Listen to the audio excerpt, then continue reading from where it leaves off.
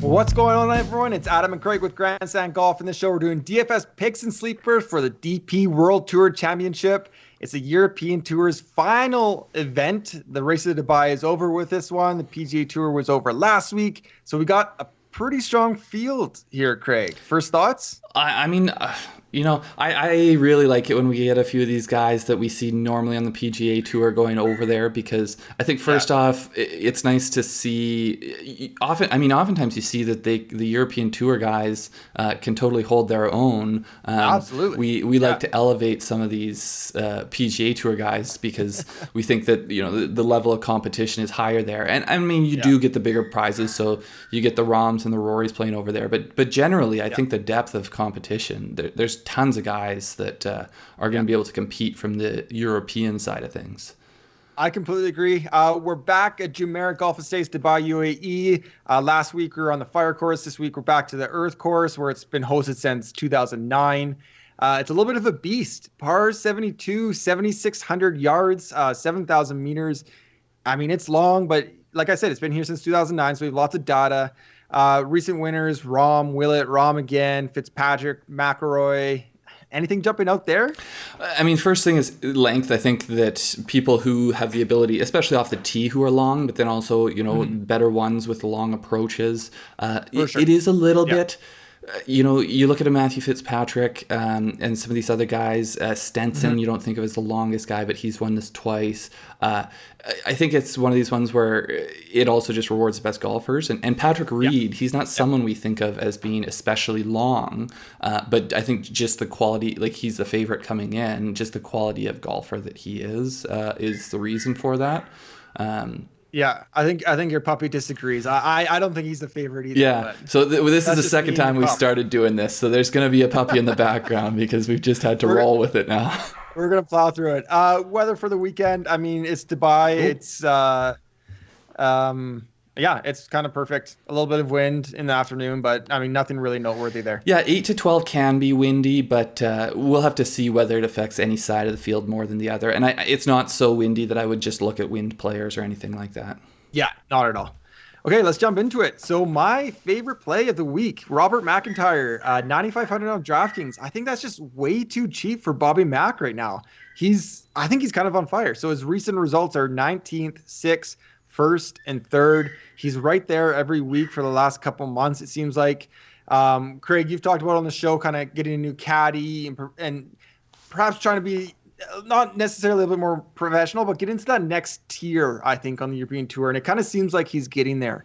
But his 2020 long stats, he's 6th off the tee. He's actually quite accurate. Not the longest out there, but he's quite accurate. 29th strokes gained approach. He's only played here once before, but it was a 14th in 2019. But a great thing to take away from that, he was 7th in that tournament in strokes gained tee to green.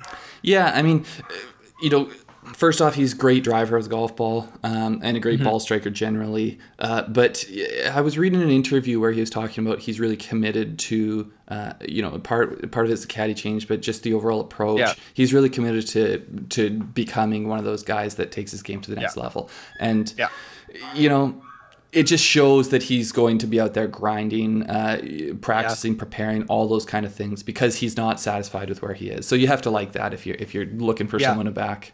And one of those guys I kind of assumed was going to be over 10K, but then these other guys came across and he's 9,500, and I really like that price. Yeah. My first one here, Viktor Hovland, he's a guy that it seems like he's becoming a bit of a regular on our picks shows here. We picked him, I think, every showdown, it seemed like last week. Yeah, we're going to create our own playlist of just Viktor Hovland videos. I mean, we're talking about him every time, but... And surprisingly, good reason. He's not one of our boys on our official My Boys show. So he comes in 10,700, which is actually still 800 cheaper than Patrick Reed. So I actually was looking at Sungjae M for this pick, but I kept trying to compare him to Viktor Hovland. And I was like, well, everyone's going to be on Hovland, but I think Sungjae's almost good here. And then the more I was looking at him, I'm like, man, Viktor Hovland is really, really good. And over the past couple months, it's been really quiet because of what we've seen from Rahm, we've seen from Dustin Johnson, we've seen the very, very elite players playing so well that Victor's really good play has gone a little bit under the radar, but I think he's potentially taking that next step and becoming elite. He's a great driver of the golf ball. For how long he is, he's one of the most accurate guys that hits it that far, and that's something that's improved. He's going from 18th last year in strokes gained off the tee to 11th, and these are PGA Tour stats. These are not European Tour stats. So, and then in his last 8 starts, he's been in the top 20 in 6 of them. Let alone the fact that he won it this past weekend. Last one, we think of Viktor Hovland being a great ball striker and having weaknesses in the short game, and less so in putting, but we don't think of it necessarily as a strength. But he's really shoring up his weaknesses. So his around the green play, he was losing about a quarter stroke to average, and he's gaining almost 0.37 strokes. So I don't think that's a pretty elite number there for around the green. I don't think that'll hold up over the course of the year, but really if he's positive in that stat, he's so good everywhere else that it's really going to be a weapon for him. I was just going to say, I don't know about Hovland this week. I mean, it's a really high price to pay. I kind of like the fade guys coming off a win. Plus, he's traveling halfway around the world. It seems a little bit like a trap to me. It kind of seems. So that was my initial thinking when I was looking at Sungjae. But just, he is traveling. But he's also, what is he, 22, 20? Like if there's the type of guy. And the other thing, just with what he was saying, we spoke about it in our recap of the Mayakoba, with what he was saying about being nervous and just being how nervous he was to get that win. I think he's going to be sort of in a bit of a hangover, in I got nothing to lose mode, where I just won this past weekend, so I'm just going to go out there and hit the ball and just really loose kind of. Yeah, so we'll see. I think his game is. I think he's potentially the best player in the field. I guess I'll put it that way. Yeah. So I think so. I think we could look back in 5-10 years and be like, Hovland was the best player in this field. And I also do think with Hovland, his floor is really, really high. Yeah. Because he is such a good ball striker and he's pretty well rounded.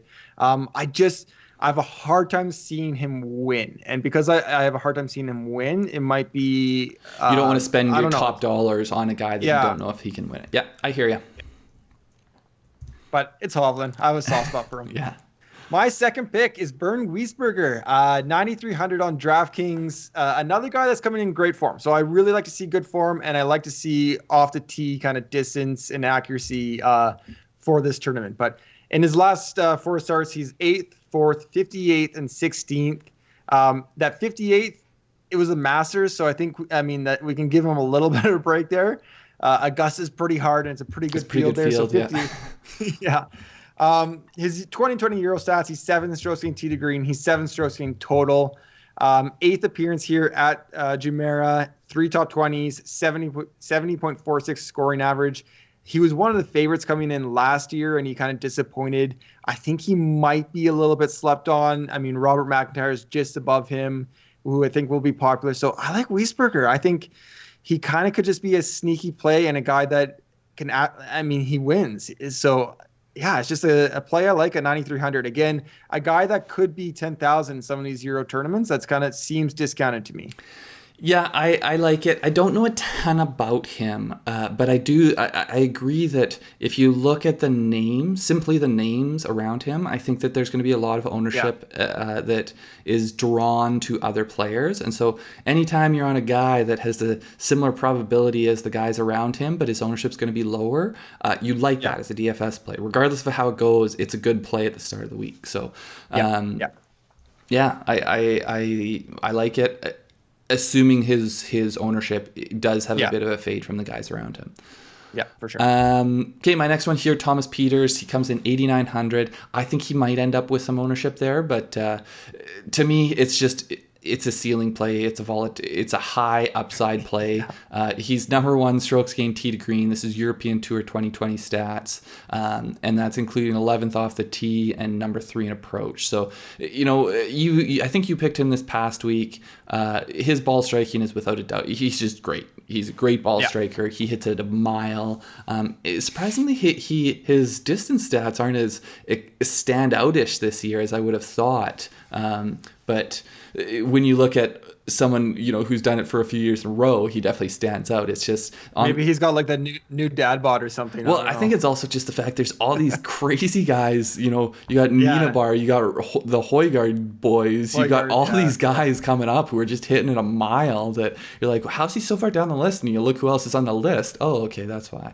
315 isn't like crazy long anymore. It's just like, oh, he's like 10th. Yeah, exactly. I think it might be 315 or 37. Like he's still hitting it a mile, But as always with Pieters, it's the putting is volatility. So it can come and it can go, and it seems like oftentimes it goes. But when he does get a putter, he's lights out. So he does have a course history that has improved. He's still fairly young. I think he's 28 maybe. So as his game has developed, he's gotten better and better here. But really, it's going to depend on the putter. But in GPP plays, I'm okay with someone that has huge upside but might blow up. So I'll take the shot there. I'm not gonna commit to 50% ownership on him, but I'll definitely be taking some shots with Pieters. You'll leave that to me. I mean, I think people who watch the show know he's one of my favorite golfers in the world.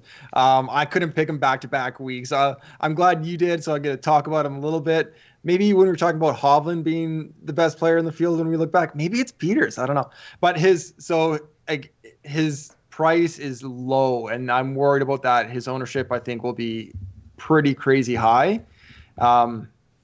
But I love me some Pieters. But the thing to me too. So you look at, say, a Colin Morikawa, who it's well documented. I've spoken about it. His putting woes continue. We think that because he won the PGA Championship there in the past, but his putting has been bad. And so Pieters' upside as a ball striker, maybe he's not quite as precise as Morikawa is, but he can overpower courses in a way that Morikawa can't. And so if both of them are potentially hindered by a putter, I'd rather take the guy who's at 8,900 than the one who's at 10,500. So yeah, completely agree.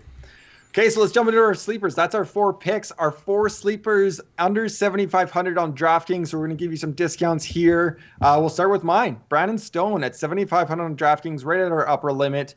Again, a guy coming in pretty good form. So 32nd or better in 6 of his last 7 events.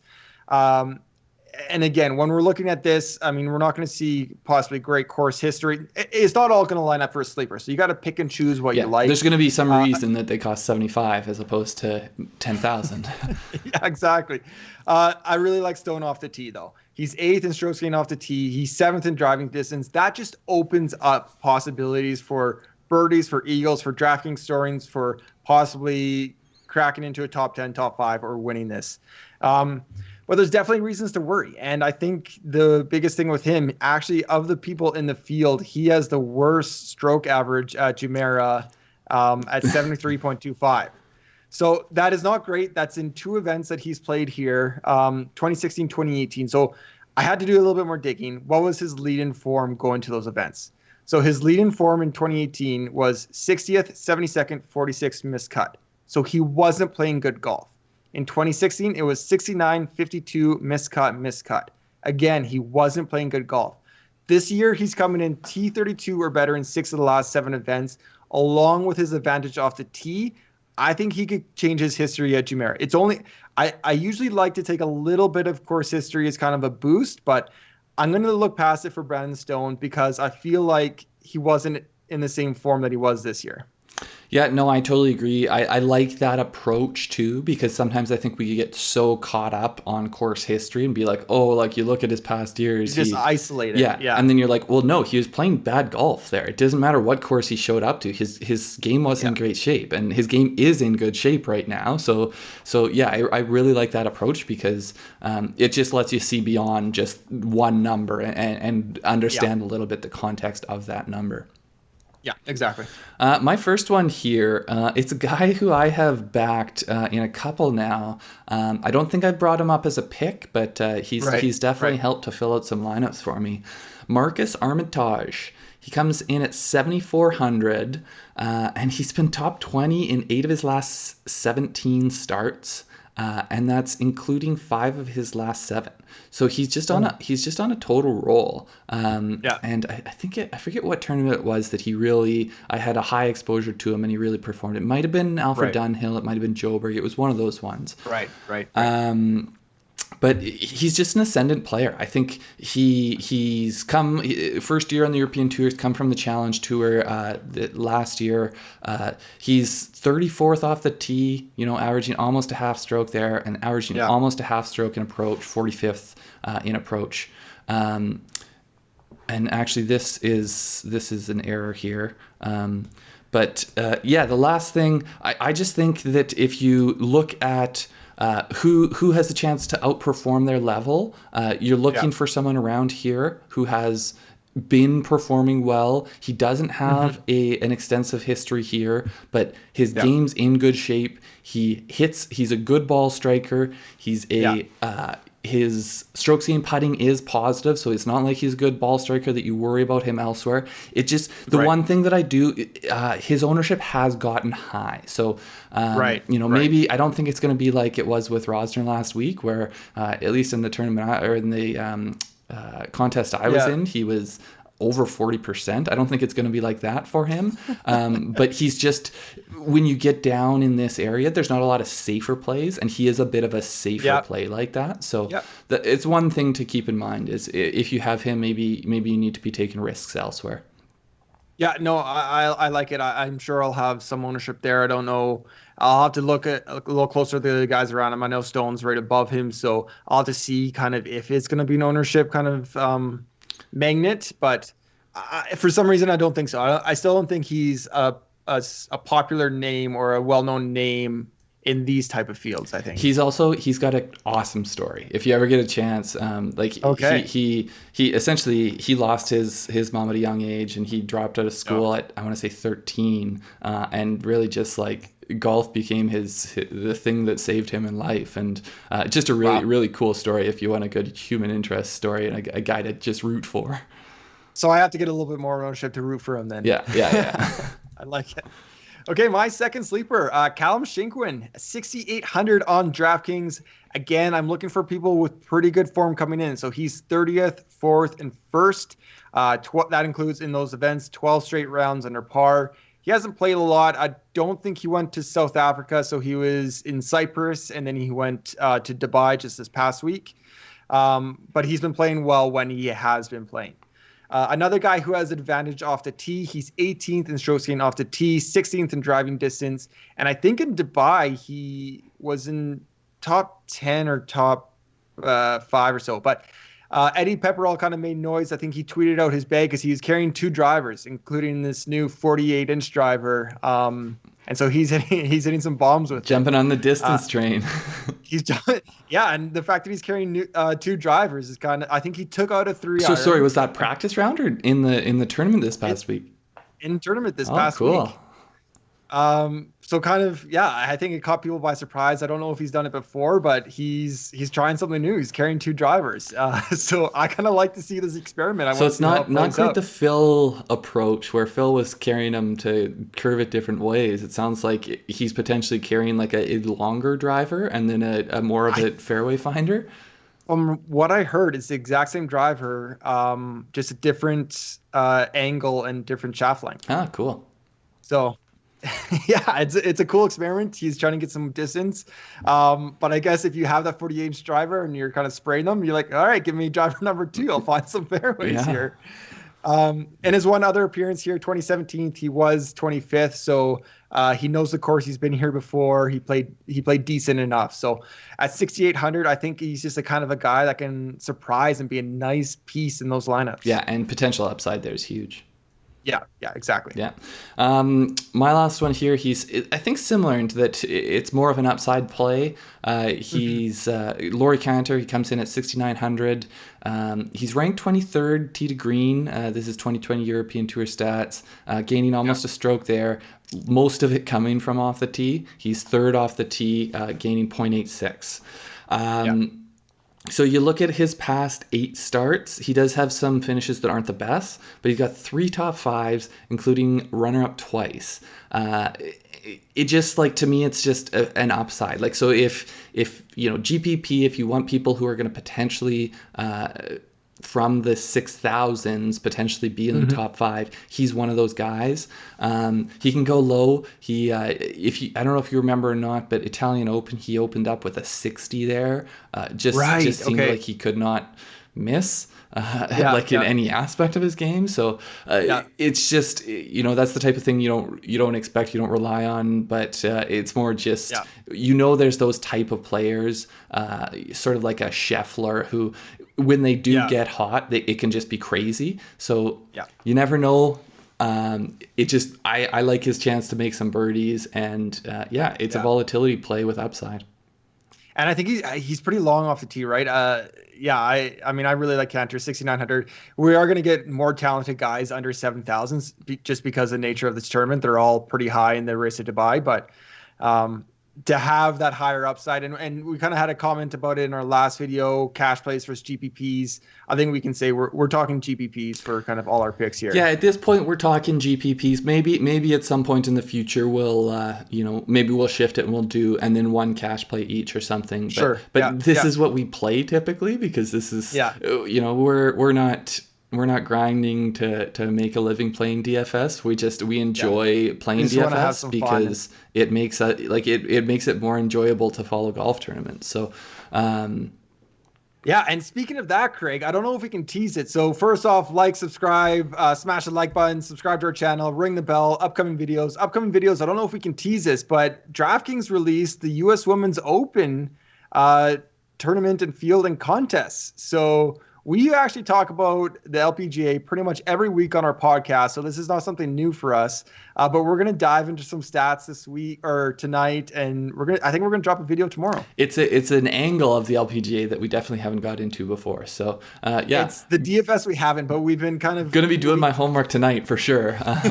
We love the worldwide golf, so it's not something foreign to us, but the DFS is going to be interesting, and we're going to try to come up with some cool things for tomorrow. Yep. So hopefully we'll see you guys there. And good luck this week. All right. See you guys. See ya.